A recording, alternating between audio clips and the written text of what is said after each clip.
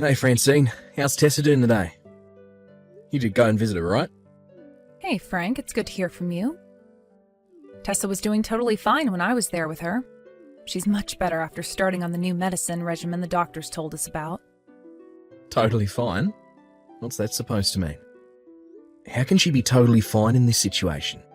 No, well, all I mean is that she hasn't gotten any worse.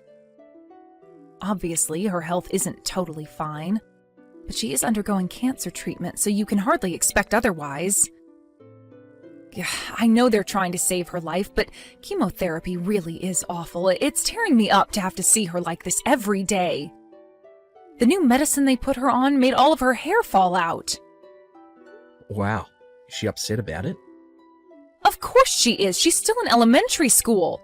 And she's a girl.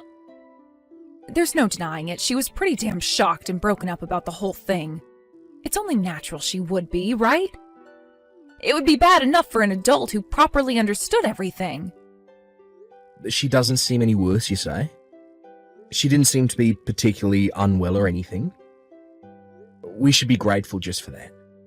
We have to take all the victories we can get, no matter how small. I guess, but to be honest with you, I'd be lying if I said it wasn't painful for me to look at her in that state.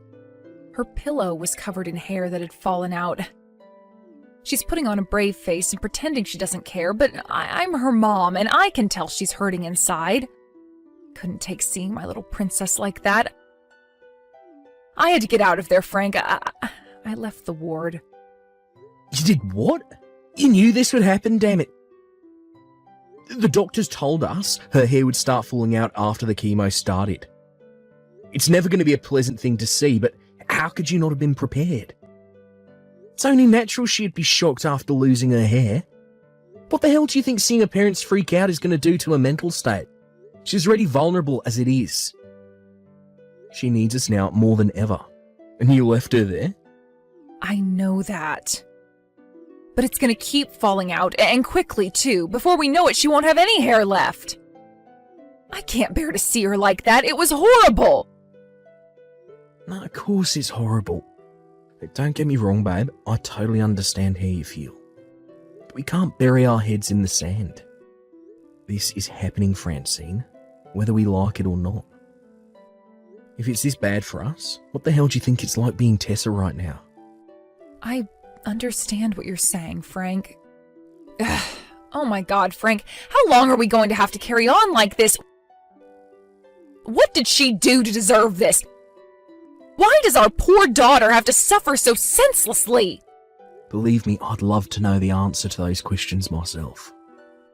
I'm sorry. I never expected myself to get this upset. I think I'm losing my mind. If I start taking things out on you, everything will be totally hopeless. You're exhausted from being with Tess all the time, right? It must take a lot of mental stress to keep yourself composed, seeing her that way. I haven't been able to get to the hospital due to my crazy work schedule, and believe me, I feel pretty crappy about that. It's fine, Francine. It's not a big deal. Really. Don't worry about me. I'm sorry. I said don't worry about me. Tessa is more important than me right now. Right. I wonder if she'll really be okay.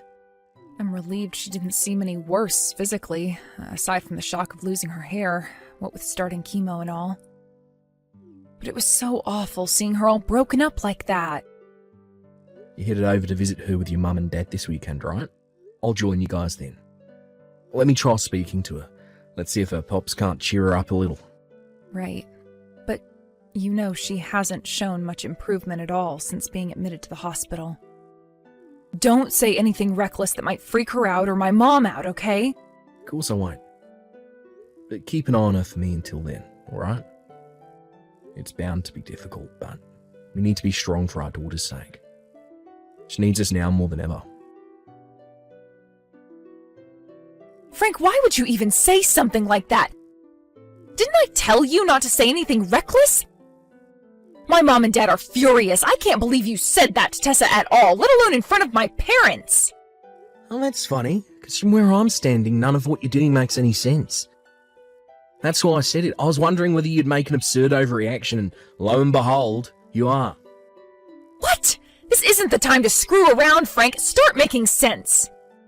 Thankfully, Tessa seemed to find your stupid little remark funny, so at least she's not upset, but what kind of twisted sicko calls their daughter a baldy while she's on chemotherapy? I can't believe you. Come on, Francine. I didn't put it that bluntly, did I? I worded it more kindly than that, and you know it.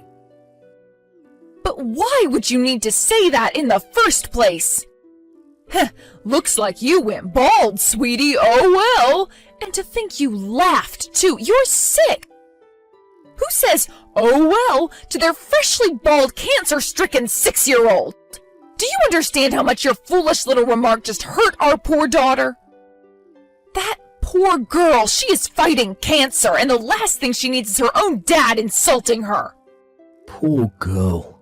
Give me a break. The only thing upsetting our daughter is your attitude. Is that the way you treat her every time you visit? If I'd have known, I'd have said something earlier. God damn, my boss keeping me at the office does this all the time. My attitude? What the hell does that mean? All we did was visit her. I don't need to be lectured on how to behave around my own daughter by the prick who just insulted her while she lay in a hospital bed. You couldn't be more tragically mistaken. Or endlessly piling sympathy on her like she has hours left to live is what you guys call a visit. If that's the case, you and her parents need to stop visiting her immediately. All you're doing is hurting her by constantly reminding her about what she's going through and how unfortunate she is. You have no right to say that. Do you have any idea how hard it was for me to calm my parents down after you left the room? They even told me to divorce you. Let them say what they like. I don't care. Let me make this clear. You guys are the ones treating her like a pitiful, helpless victim. What's that supposed to mean? The way you're all huddled around her, wailing, oh, you poor, poor thing. Well, it almost made me want to vomit. I felt like I was at a funeral. Good luck, sweetie. I mean, really. Randomly interjecting crap like, I know all your hair might have fallen out, but you don't need to worry about that one bit, into conversations about her favourite cartoons. You're supposed to be making her feel better, not worse. Stop screwing around with our daughter's emotions, Francine. Pfft, all we're trying to do is stop her being upset. Ugh, what's the point in trying to explain? An insensitive prick like you would never get it. Insensitive? That's rich coming from you. Are you completely oblivious to how much constantly reminding her she has cancer is hurting her? Why does she need you to bring up the fact she has no hair left every 5 minutes? You treat her like she's in a freaking casket already. It hurts to watch. You treat her like a hopeless victim. You act like you're already at her funeral. All you're doing is upsetting her. What are you suggesting I should say then? You've got some nerve to come at me with this crap despite you being the one who made mean comments about her hair. Mean comments? Please, did she even seem remotely upset by what I said? If anything, that's the biggest smile I've seen on her face in weeks. Do you have no idea what that means? This is pointless. I can't take it anymore. We may as well be banging our heads against a brick wall. I'll be staying at my folks' place tonight. I won't be coming home for a while. Do as you please. I don't want to see your face anyway. Hey, Pops. Did you and Mom have a fight? Hey, Tessa. What's up? What makes you think that? Well, Mom came to see me today, but she seemed way more down than usual. She looked really angry when I smiled at what you said yesterday. Ah, I see. I'm sorry, sweetie. Making you worry about me and your mum like this. It's fine, Pops. You don't have to apologize. But was it bad of me to smile? No, you didn't do anything wrong at all. Me and your mum just had a little difference of opinion. That's all. We were talking about you. About me? Yeah, about you. You know how much we both love you, right? Yeah, I know that. But why were you fighting then? How to put it? You see, it's like this, sweetie. Since me and your mum both love and care about you so much, there are things that we feel so strongly about that we simply can't budge on them. Huh? This is difficult. I don't understand. Ah, right, of course. Let me ask you this, Tess. Do you like your mum? Yeah, I love her. Right? Well, I love her too. But how would you feel if your mummy, who you did love, did something bad to your pops? I'd get mad and tell her to stop, 'cause I love my pops too. I want all three of us to be friends and get along. Well, that's how things are between me and your mum right now. We still haven't made friends yet. Which is why I want you to know you're not in the wrong here. When will you make friends? Right away? It'd be nice if we could make up right away. But to tell you the truth, I don't know myself either. Hey, Pops, you know when you said I was bald and laughed? I was happy. Oh, where did that come from all of a sudden? Ever since I got sick, Mom and the others have been making me feel so sad all the time. They act like I'm gonna die. I'm not helpless and I'm not gonna die. That's right, Tessa. You're not. You must hate being treated like that when you're working so hard to get better.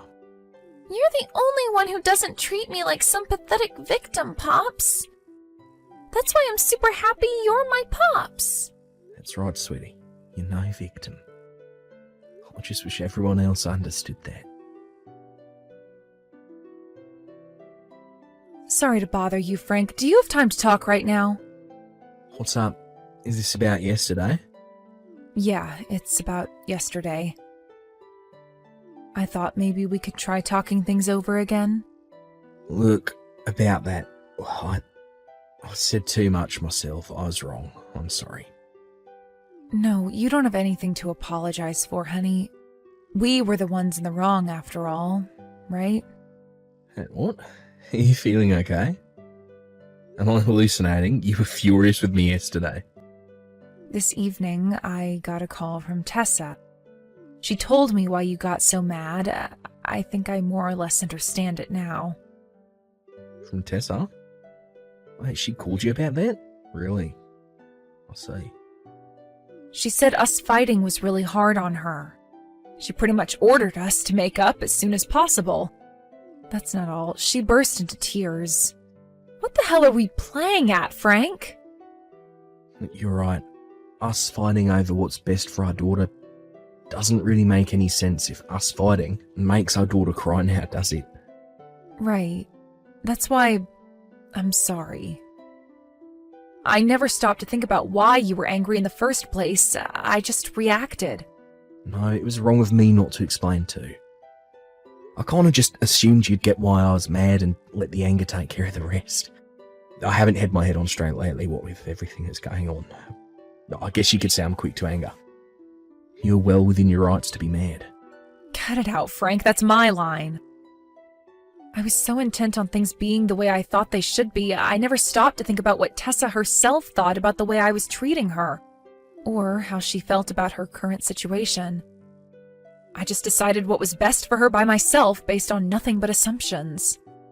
I realized I clearly wasn't doing her any favors the moment she burst into tears. Go easy on yourself, babe. It's not like I'm saying everything you did was wrong. It's just that Tessa's fighting this thing with every last fibre of her being. She's like a little super soldier. And the thought of her bravery being reduced to nothing or minimised by being treated like a helpless victim was tearing me up inside. Yeah, you're right. I see that now. I was closest to her, and I should have known more than anyone how hard she was fighting, but in spite of that, I didn't. How did I not notice, Frank? God, I've been such an idiot! We both had our hands full, Francine. Don't talk about yourself that way, please. It hurts me to see. Things haven't been easy lately, alright? It's only natural we might act a little crazy sometimes under all this stress. She got hospitalised out of nowhere after all. One day she was going to school like usual, but next she was in a hospital bed on an IV trip being told she had to undergo aggressive life-changing therapy. But all I could ask myself was why her? I think obsessing over that so much made it hard for me to see things straight. You know our Tessa. She told me she enjoys every single day, even now. Can you believe that?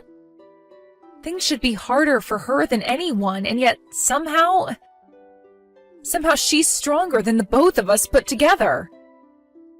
She said she was super happy about everyone visiting her together, you know. Me, you, and your parents. And that's not all of it. This one's really going to shock you. She even said she actually enjoys studying. Apparently she works on her textbooks and printouts from school every day in the hospital ward. She told me all about how when she gets out of hospital, she wants to try out a bunch of new things at school. Volleyball club, piano lessons, fencing. I could barely keep up as she listed off all her new goals. She said she gets excited just thinking about it. I had no idea she had all these plans for the future. No, it's not that I didn't know. Maybe I just didn't try to find out. It's just like I said, right? I wasn't seeing things straight, and neither were you. There's no need to go beating yourself up over it. Me and you have been through a lifetime's worth of stress in the last few weeks. Seeing her after she lost all of her hair like that for the first time, it terrified me so much that I ran out of her room in a panic. Yeah, I know, babe. I know you did. She told me she wished I didn't do that. You just laughed it off like it was nothing when you saw her without her hair for the first time, right? She told me what you said. Who needs hair anyway? Hair is for chumps. She said your cheerful spirit made her so happy. She said she wished I treated her more like you did. I was totally blind to what she really needed from me. I really am a failure as a mom. That's not true, Francine. Don't say things like that. How is it not true? I know you just said we weren't seeing things straight, but even in spite of that, even in spite of all the stress, all the pain, all the heartache, and all the worry, you still managed to understand how she was feeling and what she wanted, but me? Nope. I failed her. I'm not fit to be a mother. If you're not fit to be a mother, why'd you get so mad at me? Because I was making nothing but hasty, superficial judgments. I only reacted to what you were saying instead of why you were saying it. In the end, I was only thinking about myself. I was so obsessed with the idea of being the perfect doting mother that I didn't stop to take the time to consider what our daughter was actually feeling. No, I was downright incapable of it. So why all the self-reflection and apologies now? If you're really incapable of thinking about what's best for Tessa, what's the point in beating yourself up with regret over what you did? Surely it couldn't be helped given the circumstance. Stop it, Frank. You know, don't you? You know I can't be the mother our daughter deserves. Stop trying to make me feel better. It just makes me feel more pathetic. Yeah. Doesn't feel great, does it? I'm glad you understand now. But tell me, Francine, why do you think Tessa was so beside herself with shock when her hair fell out? Because she's a girl, surely. But then... No, wait. I guess it must have been pretty damn shocking to see me, her own mom, dart out of the hospital room like a bolt of lightning when I saw how different she looked. It was wrong of me to do that, wasn't it? She said she was upset because she couldn't have the same hairstyle as her mum anymore. It was a shock to her. It made her feel down. Wait, what? She was shocked because she loves you, Francine. She loved having the same hairstyle as you. She was sad and down in the dumps because she couldn't anymore after losing her hair.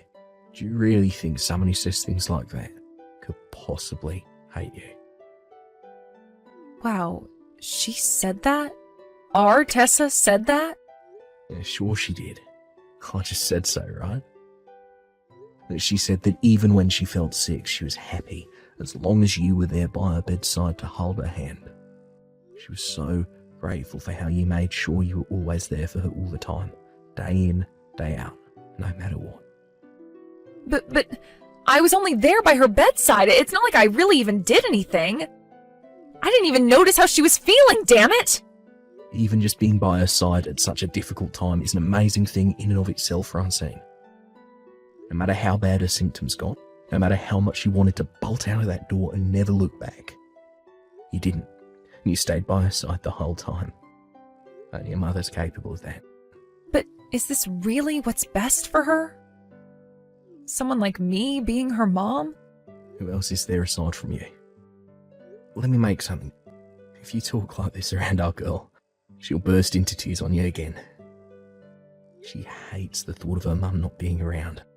Right. Frank, thank you. I am Tessa's mother. Of course you are. And we're both going to carry on being there for her, forever and ever. We're going to be there for her so much, she'll get frickin' bored of us. Because the three of us are a family. Me, you, and Tessa. After that, me and Francine successfully kissed and made up, just like our amazing daughter wanted. For Francine, the realisation that she'd been blind to how her daughter was feeling for a while tore her up with regret. But once she noticed just how much Tessa loves her, she became more positive and optimistic about the future. If anything, now her and Tessa talk and have fun together more than ever before. They get along so well that anyone would think they were best friends, rather than mum and daughter. What's more, Francine's mum and dad came over to apologise to me after they realised what I really meant by what I said that day. But just like me and Francine, they were so stressed out by everything that was going on that they reacted emotionally, instead of stopping to think what I actually meant. Now there's nothing but good vibes between me and the in-laws. Not many people can say that, right? After the events of today's story, me, Francine and Tessa carried on fighting the cancer together for another 2 years. Our strengths as a family must be paying off because her symptoms are finally starting to subside. She finally just got the go-ahead to return to school on the condition that she takes it easy and sits out a gym class for a while. Needless to say, our house is filled with nothing but smiles these days because things are finally starting to look up. There's hope on the horizon, and I am loving it. Don't get me wrong, she's not out of the woods yet, and there's still a small chance her symptoms could return. But one thing's for sure, me and her mum are working hard to give her everything she needs, and I'm praying with everything I've got for that smile never to disappear from her face.